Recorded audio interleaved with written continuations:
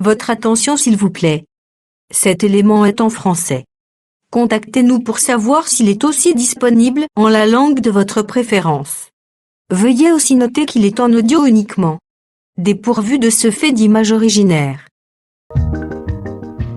Nous sommes Christ Equality Fondation, œuvre évangélique internationale.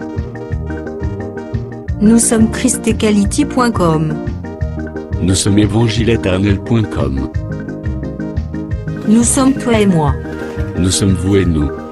Nous sommes tous ensemble réunis, main dans la main pour la conservation, la promotion et le partage de notre commun héritage, qu'est l'évangile éternel, ou le pourquoi de chaque choix. Motivez-nous s'il vous plaît, de continuer à vous servir, en souscrivant à l'une de nos YouTube channels, qui correspond à votre version linguistique. Souscrivez s'il vous plaît. À présent, la rubrique Pasteur et thème vous invite à suivre L'homme de Dieu, le docteur Philippe Soumbou, ministre de l'Évangile éternel. Recherchez-vous les enseignements du docteur Philippe Soumbou. Allez sur christequality.com ou sur évangile-éternel.com/philippesoumbou.html. Les enseignements sont disponibles en texte, audio et vidéo. Bonne édification au nom de notre commun Seigneur et Dieu Jésus-Christ. Amen.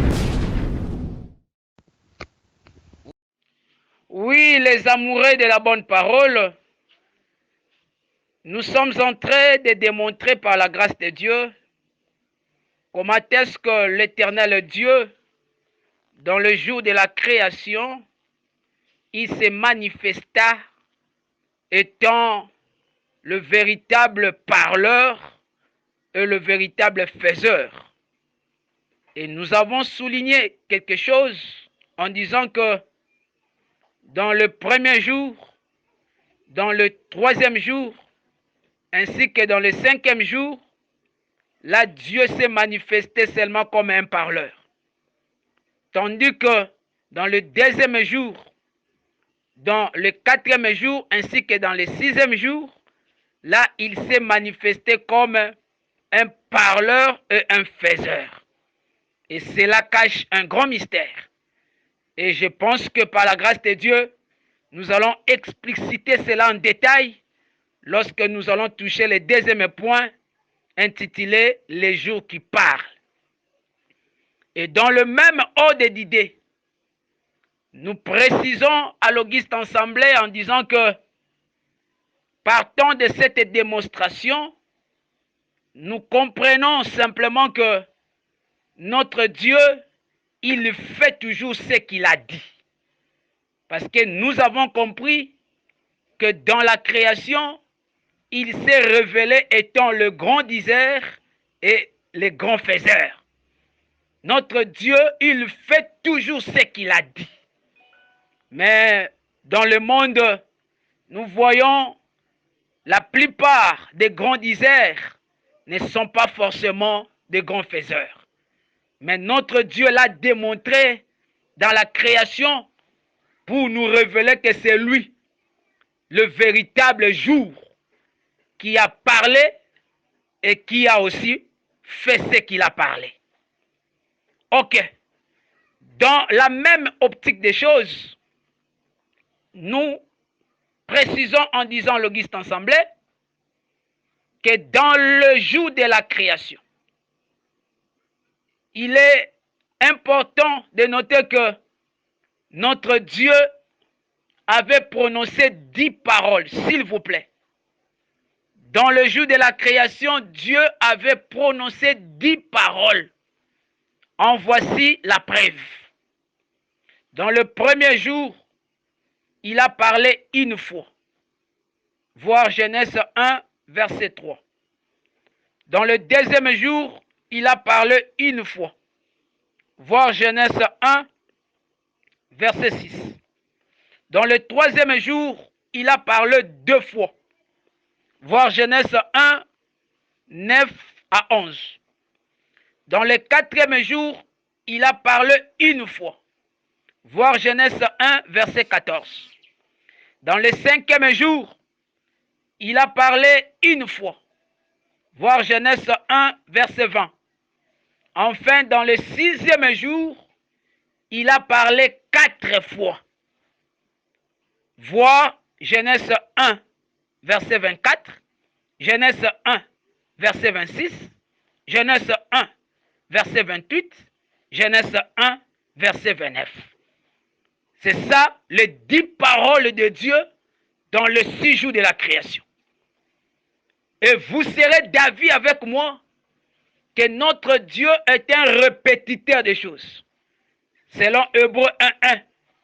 Et c'est de là que nous affirmons humblement en disant que cette pensée sur les 10 paroles dont Dieu prononça dans le 6 jours de la création s'accorde aussi avec les 10 paroles de la loi dont Dieu prononça sur la montagne de Sinaï. Donc ce qu'il avait fait dans le 6 jours de la création, en prononçant 10 paroles, il a répété cela sur la montagne de Sinaï.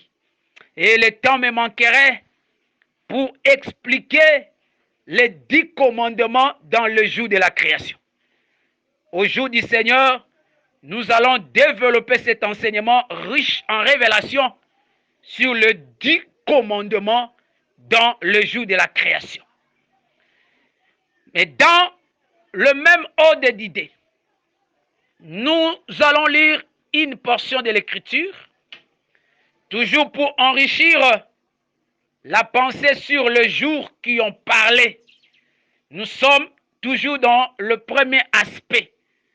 Comme nous avions dit que cette citation métaphorique intitulée « Les jours qui ont parlé » s'explique dans plusieurs aspects. Nous marchons d'abord dans le premier aspect. Et dans le premier aspect, nous avons démontré que les jours par excellence, c'est Dieu lui-même. Et là, nous avons compris comment est-ce que notre Dieu avait parlé dans le jour de la création. Et lorsque nous prenons l'écriture des Proverbes chapitre 27, nous allons lire cette écriture rapidement. Je suis dans Proverbe 27, verset 1. Je lis au nom de Jésus-Christ. Ne te vante pas du lendemain, car tu ne sais pas ce qu'un jour peut enfanter. Bien-aimé dans le Seigneur, cette écriture, c'est un parlant langue qui mérite l'interprétation avec des soubassements scripturaires pour en saisir la raison. Nous allons parcourir le pays de Canaan pour chercher à saisir la pensée sur le jour comme le géniteur. Parce que dans cette écriture, nous comprenons que le jour est identifié comme une femme féconde, comme une femme qui enfante. Parce que Salomon dit, ne te vante pas du lendemain, car tu ne sais pas ce qu'un jour peut enfanter. Donc ici, nous voyons le bien-aimé Salomon nous relate une personne qui ignore ce qu'un jour peut enfanter. Alors, nous allons comprendre la personne qui ignore ou qui est privée de la connaissance de la maternité des jours dont l'Écriture nous présente. Nous allons prendre une écriture pour comprendre les jours dont il est question comme une femme. Quand nous prenons le livre d'Ésaïe, Ésaïe 66, verset 9, l'Écriture dit, « Ouvrirai-je les seins maternels pour ne pas laisser enfanter, dit ton Dieu. c'est moi qui fais naître. M'empêcherai-je d'enfanter, dit l'Éternel. Lorsque nous regardons cette écriture minutieusement, nous comprenons que dans cette écriture, notre Dieu est identifié à la fois comme une femme féconde et une sage femme. Parce que l'écriture dit, ouvrirai-je les seins maternels pour ne pas laisser enfanter, dit ton Dieu. C'est moi qui fais naître. M'empêcherai-je d'enfanter, dit l'Éternel. Donc, l'écriture nous présente que Dieu lui-même est identifié comme une femme et comme une femme sage. Donc, là, nous comprenons que le jour comme une femme dont Salomon parle dans Proverbe 27, ce jour-là représente Dieu lui-même. Oui, frère, c'est Dieu lui-même qui représente le jour comme une femme. Comment?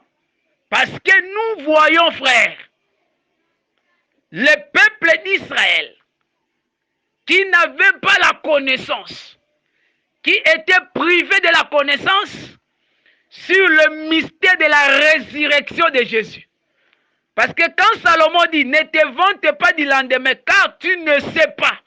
La deuxième personne du singulier dont Salomon parle ici, tu la représentes le peuple d'Israël. C'est Israël qui n'avait pas la connaissance, qui ne savait pas ce que l'Éternel Dieu devait accomplir. Parce que lorsque Jésus fut crucifié, les gens se moquaient de lui. Israël s'est moqué de lui. Lorsque Jésus est allé être mis dans le sépulcre, le peuple s'est moqué de lui. Mais Israël ne savait pas que le troisième jour, Jésus devait encore naître de nouveau. Parce que la résurrection, c'est toute une naissance. Et là, l'Écriture nous présente dans Actes chapitre 13, verset 33, que le Seigneur Jésus a été déclaré fils, c'est lors de la résurrection. Et là, l'Écriture nous présente que c'est Dieu qui a engendré Jésus. Gloire au Seigneur. Dans Romains 1, verset 1 à 4, Acte 13, 33, les Écritures sont les gens qui démontrent que c'est Dieu qui a engendré Jésus lors de la résurrection. Donc, Jésus, qui est sorti de la tombe, c'était toute une naissance. Et celui qui l'a engendré, c'était Dieu lui-même comme étant le véritable jour, qui a engendré Jésus le troisième jour, très important, comme Paul le dit dans 1 Corinthiens 15, 3 à 4, que Jésus est ressuscité le troisième jour selon les Écritures. Donc, nous comprenons, Auguste Ensemble, que Jésus fut déclaré fils de Dieu, c'est quant à la résurrection. Et c'est par là aussi, nous disons prophétiquement que Jésus est né 3 fois. Nous allons démontrer cela dans les Saintes Écritures. Que le Seigneur vous bénisse. Merci d'avoir suivi ce message et que Jésus-Christ vous bénisse. Si vous avez une question à l'intention de l'homme de Dieu, si vous voulez que l'homme de Dieu prie pour vous, si vous voulez vous confier à l'homme de Dieu, ou si vous voulez tout simplement bénir l'homme de Dieu, contactez-le directement si ses coordonnées sont disponibles depuis sa page. Sinon, contactez-nous et nous lui transmettrons vos préoccupations.